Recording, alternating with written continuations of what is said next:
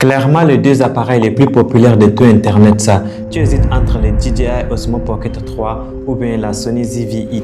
On va voir qu'est-ce qui sera le meilleur pour toi. Jette un coup d'œil à ces clichés.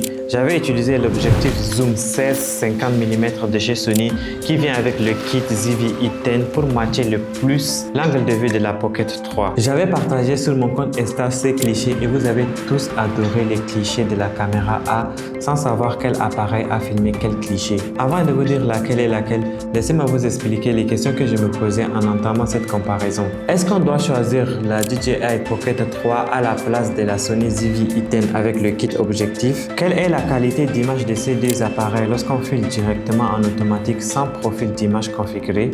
Le stabilisateur mécanique de la DJI Pocket 3 est-elle comparable à la stabilisation active de la Sony ZV-E10? J'aborde cette comparaison en tant que quelqu'un qui pourrait être débutant ou novice en matière de la création du contenu. J'ai donc beaucoup filmé en mode automatique avec le profil de couleur normal, sans log, sans D-Log M et tout ça là. Un peu pour avoir une idée globale de ce que ça donne en ouvrant juste le carton et en allant filmer avec. Les clichés de la caméra A ont été prises avec la DJI Pocket 3 et celles de la caméra B ont été prises par la Sony ZV-E10. Durant le filmage et le montage de cette comparaison, je m'étais rendu compte que la Pocket est supérieure à la Sony dans 90% des cas. Tenez-vous bien, la Pocket peut filmer en 24, 25, 30, 50 jusqu'à 60 images par seconde en normal et peut monter jusqu'à 120 images par seconde en ralenti en 4K alors que la Sony ZV-E10 peut filmer seulement en 25 images par seconde.